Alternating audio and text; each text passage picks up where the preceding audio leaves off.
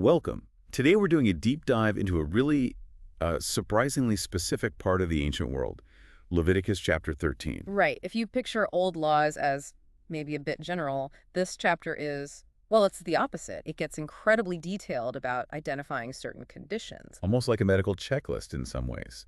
So our goal today is to unpack these regulations, understand what they actually required people to do. Exactly. What did life look like under these kinds of rules? Let's get into it. Okay, so where does it start? The text mentions someone noticing something unusual on their skin. Yeah, it uses terms like a swelling or a rash or a bright spot. And the first step isn't self-treatment, it's go to the priest. Right away. They must be brought to the priest. And that immediately tells you something important about the priest's role. More than just spiritual leadership then. Oh, yeah. They were the designated inspectors, you could say. They had the authority to look at these physical signs and make a declaration that impacted the person's entire life, their status. So the person shows up. What's the priest actually looking for in that first look? Very specific things. The text lays it out. Has the hair in the affected spot turned white?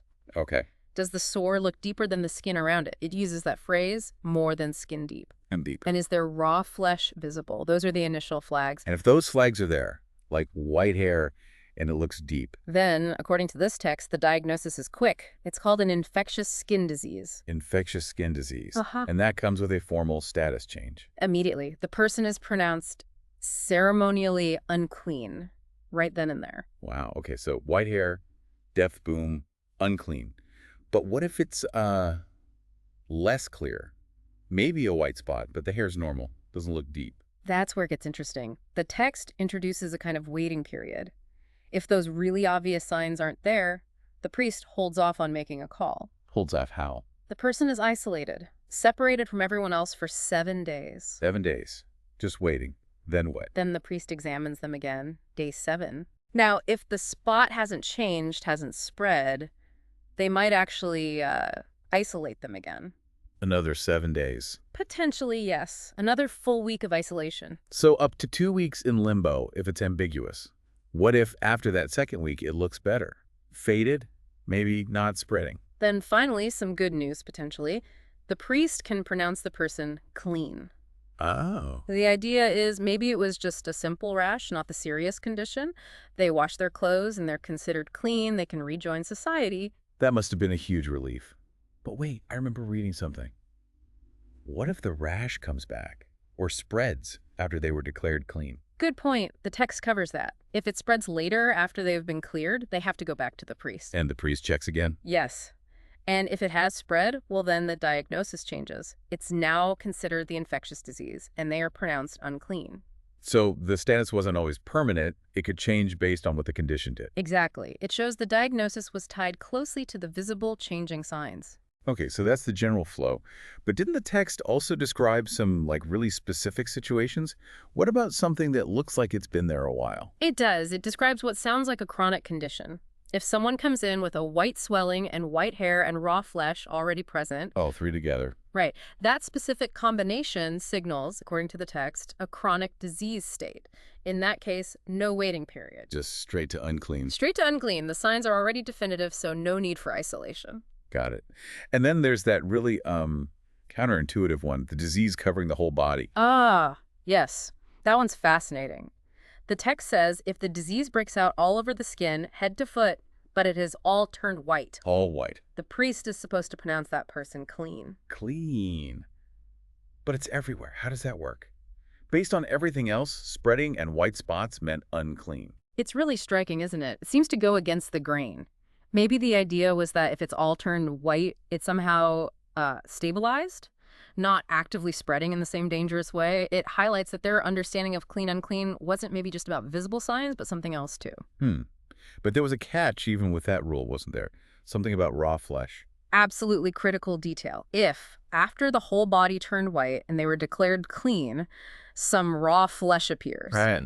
then they become unclean again. Status flips back. And what if that raw flesh later turns white? Back to the priest again. If the raw part has now turned white, the priest can declare them clean once more. So raw flesh becomes this key indicator for someone in that specific state. Wow. Okay. The level of detail is intense. What about spots that show up after, Say a boil heals or someone gets burned. Yes, similar logic applies there too. If a white swelling or maybe a reddish white spot pops up where a boil used to be, or in the raw skin from a burn. Same examination. Same criteria. The priest checks for white hair, depth, is it spreading, is it fading? And the outcome follows those signs. Pretty much. Unclean if it looks like the infectious disease based on those signs, or clean if it seems to be just a scar tissue thing and isn't spreading. Okay. And there was also something specific about the head or chin. An itch. Right, a different set of markers for that. For a sore on the head or chin, the priest is looking for yellowish thin hair. Yellowish and thin. And again, whether it appears deeper than the skin. If those are present, it's deemed an infectious itch and the person is unclean. If it's less clear initially. Back to isolation. You guessed it, 7 days. And there's that weird shaving instruction too. Yeah, that's unique to this section. If after the first week it hasn't spread, no yellow hair, not deep, the person shaves but not the sore itself. Shave around it. Exactly. Then they're isolated for another 7 days. If it still holds no spread, not deep, then they're pronounced clean. What was the sign that it was truly healed for that head-chin thing? The text is very clear. If black hair starts to grow back in the spot. Black hair, okay. That's the signal it's healed. Priest declares them clean. And just like normal faint white spots. The text differentiates those, calls them a harmless rash. If you just have dull white spots, you're clean. What about baldness? People worry about hair loss. The text explicitly says being bald, whether on the top or the forehead, is clean. No issue there. But if you get a reddish-white sore on the bald area, well, that falls under the infectious disease category. Unclean again. Man, the rules are intricate. So after all this diagnosis, if someone is declared unclean with one of these infectious conditions, what actually happened to them? This is where the social reality hits hard. The text mandates specific actions. Like what? They had to wear torn clothes. Their hair had to be unkempt. They had to cover the lower part of their face. Cover their face. Yes. And crucially, they had to call out audibly, unclean, unclean, wherever they went near others. Wow. That's a public announcement of your status. A profound one. And the biggest consequence, they had to live alone. Alone where? Outside the camp, completely separated from the community, for as long as the infection lasted. So being unclean wasn't just symbolic. It meant total physical and social isolation. Absolutely. Separation from family, community, religious life. It underscores how seriously this status was taken, the perceived threat it represented, physical or ritual, or maybe both. It's quite something. And just when you think the chapter's covered everything about skin, it switches gears, right, to objects. Amazingly, yes. It applies a similar kind of detailed protocol to dealing with mildew. Mildew, like on clothes. Exactly. Specifically woolen or linen clothing, other woven or knitted fabrics from wool or linen, and leather items. And what did this problematic mildew look like? It's described by color, greenish or reddish patches on the item. Okay. And the process. Don't tell me. Take it to the priest. You got it. Show the item to the priest. And just like with people, the first step is isolation. For the clothing? Yep. Isolate the garment or leather thing for 7 days. What happens after that week? Priest checks it again. If the mildew, that greenish or reddish stuff, has spread. Bad news. Very bad for the item. It's called destructive mildew declared unclean, and the rule is clear. Burn it.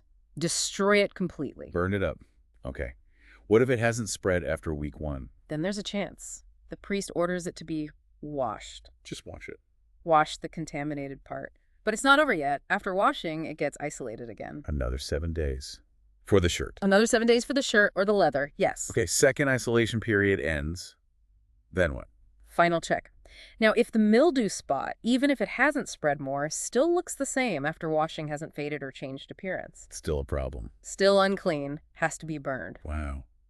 But what if washing did help? It looks faded. Then there's another option. If it has faded, the text says to tear out the piece with the mildew. Cut it out. Essentially, yeah. Remove the contaminated section. But what if it comes back after you tear the piece out? If the mildew reappears somewhere else on the item after tearing out the first spot, that means it's persistent, it's spreading. The whole item must be burned then. Game over for the garment. Is there any way for the item to actually be declared clean and kept? Yes, finally. If after washing, the mildew seems truly gone, the item needs one more final wash. Wash it again. Wash it again, and then it shall be clean. It can be kept and used. So when you step back, Leviticus 13 gives you this incredibly granular system. It really does. These super precise rules for identifying skin issues on people looking at signs, using isolation, declaring a status with huge social results. And then, almost mirroring that, this equally detailed process for spots on fabrics and leather, observation, isolation, washing, and again, declaring clean or unclean, leading to actions like tearing or burning. It feels like the same underlying logic applied to both people and things, doesn't it? About managing contamination, maybe, maintaining boundaries. That seems to be a core theme, yes. What's really striking is how it blends that careful observation of physical signs, color, depth, spread, fading, hair color, with this system of ritual status and declaration. It's more than just identifying problems. It's a whole framework for managing purity and impurity in that world. So here's something for you, the listener, to think about. This intense focus on precise observation, these isolation rules, the formal declarations of clean or unclean, applied equally to a person's skin and a spot of mildew on cloth. What does that tell us about the deep-seated values, or maybe the primary concerns embedded in this ancient text? What was really driving these meticulous regulations?